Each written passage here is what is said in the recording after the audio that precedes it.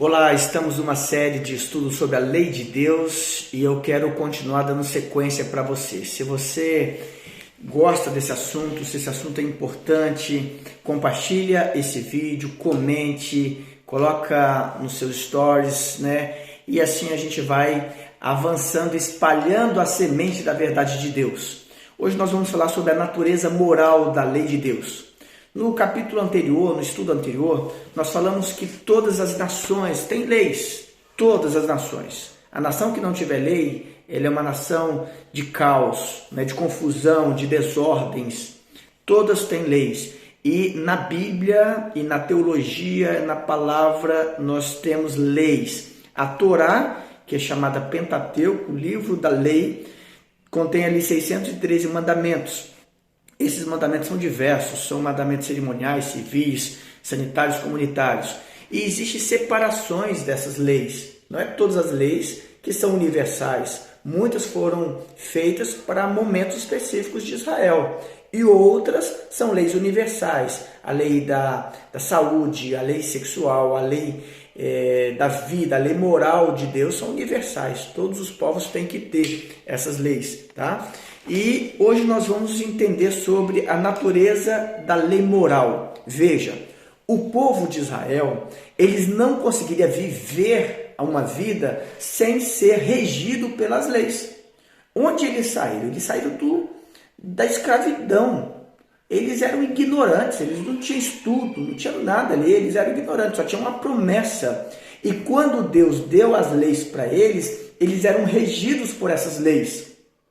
A lei cerimonial, a lei civil e tudo mais.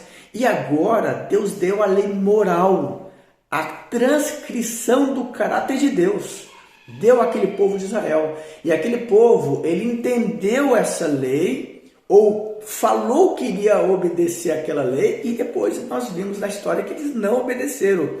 Tá? E essa lei iria modelá-los, iria fazer com que eles entendessem quem era o Deus de verdade. Porque a concepção daquele povo, a mente daquele povo era uma mente assim muito pequena, né? Aquele povo, eles não tinham uma visão ampla, e Deus queria revelar a ele o seu poder, um Deus todo-poderoso, um Deus maravilhoso.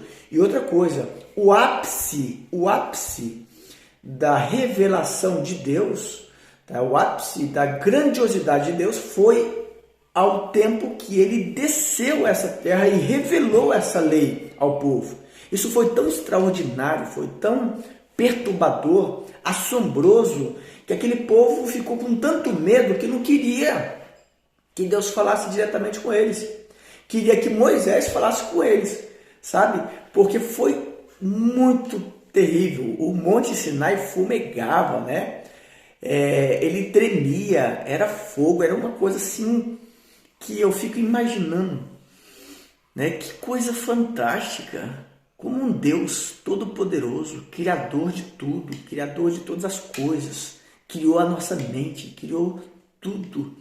Teve um amor tão grande de vir para um povo que não merecia, um povo que não merecia, e um povo pela promessa. Deus fez isso pela promessa. Não era um povo grande, não era um povo volumoso, não era um povo sábio, não era esse povo.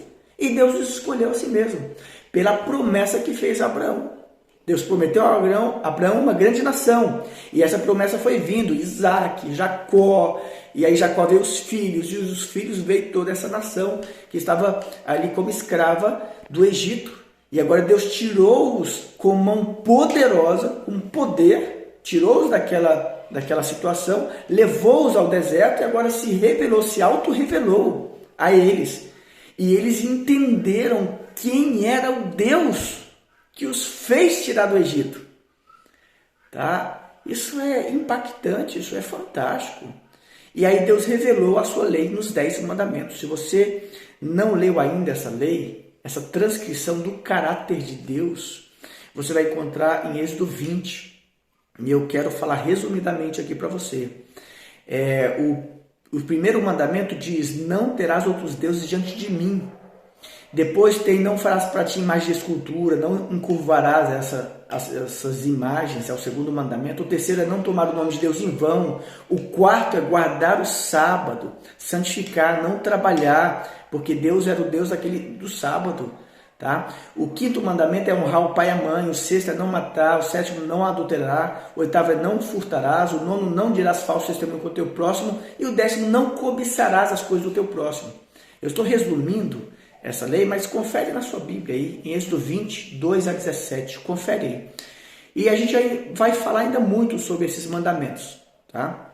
Então, esses mandamentos eram regras áureas que direcionava a vida daquele povo, para que aquele povo se tornasse uma nação santa, justa, uma nação que difundisse a luz de Deus. E essa lei não era apenas para ficar nas tábuas, era para ser escrita no coração. Inclusive o Espírito Santo que escreve. O próprio Jesus desceu no Monte Sinai, escreveu aquela lei nas tábuas de pedra. Quem escreve essa lei no nosso coração é o Espírito Santo. Isso não é maravilhoso? Isso não é fantástico? É uma bênção. E essa lei, quando está no nosso coração, ela nos rege, ela nos orienta. Nós vimos que todos os países têm suas leis. Olha, a lei do trânsito, você para tirar uma carteira, você tem que estudar, você tem que conhecer as leis. E aí, essas leis têm que estar no seu coração, porque em qualquer momento, se você não cuidar, você leva uma multa, se você transgredir essa lei. Então, você fica atento com a sua conduta em relação ao trânsito. A lei de Deus é a mesma coisa. Quando você tem no seu coração, você fica atento àquilo que você está fazendo. Estou fazendo algo que está desagradando a Deus, está perturbando o meu próximo? Então você sabe o seu dever, suas responsabilidades, os seus privilégios também. Tá? E essa lei, o que acontece? Paulo chama essa lei de espiritual. É uma lei perfeita, é uma lei justa. Aqui fala o apóstolo Paulo, né? Lei santa, o mandamento santo, justo e bom. Como que um mandamento santo, justo e bom é algo ruim, é algo que em algum momento tem que ser abolido? Como? Não existe. Essa lei moral não foi abolida. Tá? Nós vamos ver depois, nos outros vídeos, qual foi a lei que foi abolida. Agora veja, o objetivo dessa lei não era apenas revelar a vontade de Deus e a sua graça para nós. Não era apenas isso. É para mostrar a santidade de Deus e chamar o povo à santidade. Esse é o objetivo dessa lei. O que é ser santo? É a pessoa nunca mais pecar? Não. Santo significa separado para um propósito de Deus. Então, nós podemos ser santos e mesmo tendo os nossos erros, as nossas falhas, nós vamos pedir a Deus misericórdia, vamos confessar e nós vamos estar do lado do Senhor. Tá? É separado. Agora, as pessoas que elas violam a lei de Deus, ela está se separando de Deus. Eu quero ler aqui um texto de Isaías 59, 2, porque esse texto é poderoso para nós entendermos por que nós separamos de Deus. Às vezes a pessoa não sabe, né? Não tem um conhecimento. Olha só, Isaías 59, 2 diz assim: veja, eu vou ler o 1 primeiro. Eis que a mão do Senhor não está encolhida para que não possa salvar, nem o seu ouvido agravado para não poder ouvir. Olha só, o ouvido de Deus está atento.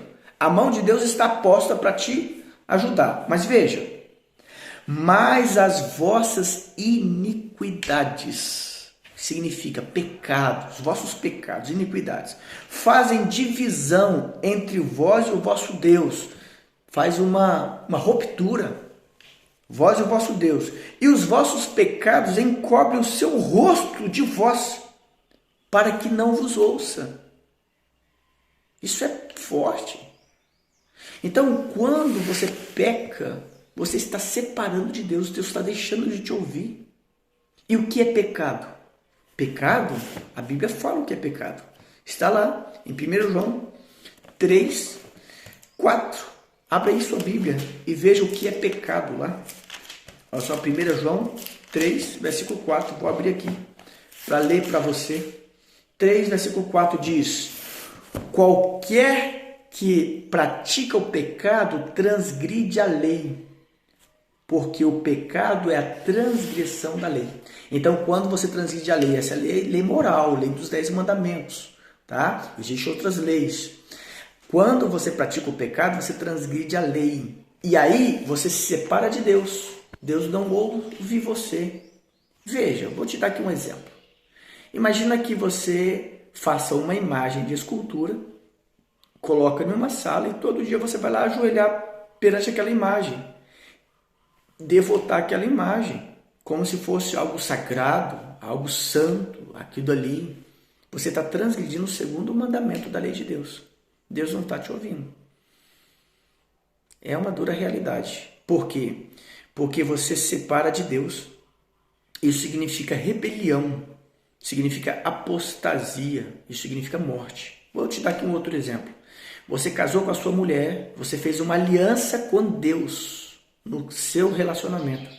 E aí você abandona essa mulher e vai casar com uma outra mulher. Você está cometendo adultério. E se você não se arrepender, Deus não está te ouvindo. Isso é sério. Vou te contar outra aqui. Imagina que você vive cobiçando algo no seu coração, você está cobiçando. Ninguém sabe, ninguém consegue ver quem está cobiçando o outro, mas você está cobiçando. Você quer os bens da outra pessoa. Você quer ali pegar, sabe? Você não quer se qualificar para você crescer, você ter condição de comprar uma coisa próxima ao que seu vizinho comprou. Não, você quer o dele. É cobiça. Ou quer tudo para você. Isso é cobiça. Se você guardar isso no seu coração, Deus não está te ouvindo. Isso é a palavra de Deus que está falando. Mas, o que acontece? Quando nós entendemos isso, quando nós aceitamos a lei de Deus no nosso coração, deixamos que o Espírito Santo escreva ela nas tábuas do coração, nós nos arrependemos, confessamos os nossos pecados, convertemos, Deus nos perdoa. Deus nos perdoa independente de qualquer pecado que você cometeu. Independente disso, Deus te perdoa. Não importa, você matou, roubou, casou com outra mulher, prostituiu, você... Não importa. O sangue de Cristo te purifica de todo o pecado. Leva isso no seu coração. Muitas vezes o diabo, o inimigo, quer colocar assim: você é pecador, Deus não te aceita mais, você não merece mais a presença de Deus.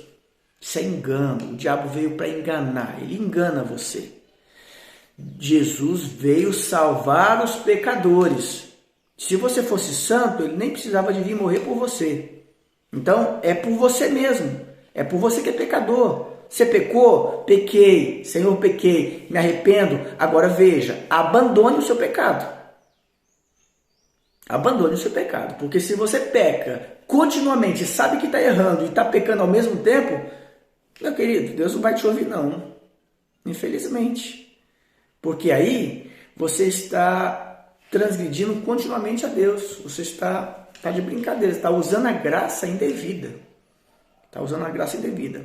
Agora veja, a igreja cristã, ela precisa de ter essa lei como base, obedecer a essa lei. E aí o que acontece? Esses princípios da lei moral, eles vão nos dar uma definição de justiça, de equidade, de santidade. Nós vamos obedecer à lei de Deus e vamos também viver uma vida de fé e obras também. Tá? A fé e as obras. Você crê em Deus, você aceita essa lei e agora você pratica essa lei. Tem muitas pessoas que estão aceitando a lei, ouvindo a lei, sabendo do princípio da lei e não pratica. E não coloca em obras. Por que isso vai funcionar? Não vai dar em nada. Então, fica aqui nossa segunda etapa, nosso segundo estudo sobre a natureza moral da lei. A lei é a transcrição do caráter, ela é eterna. Ela vem do próprio Deus ao seu povo. O povo de Israel, naquela época, e ela se estende até hoje a todos aqueles que querem fazer parte do povo de Deus. Essa lei está em vigor, essa lei tem que reger a nossa conduta e a nossa vida. E eu espero que você, meu querido amigo, abra o seu coração, deixe que o Espírito Santo escreva essa lei no seu coração, para que essa lei possa fazer parte de você, e essa lei, ela vai te conduzir a Jesus, que vai te purificar, que vai te limpar, e que o seu caráter, o caráter de Cristo, vai ser replicado na sua vida, e nós vamos brilhar, né, para outras pessoas com o poder de Deus. Que a graça do Senhor esteja com você, tá? Comente este vídeo, fale, coloque embaixo aqui, escreva, dá o seu joinha se você gostou, se não gostou também comente, compartilhe, tem tantas pessoas que não entendem isso. Compartilha com todo mundo, vai espalhando a semente da verdade, da palavra. Que Deus te abençoe grandemente, um forte abraço, até mais.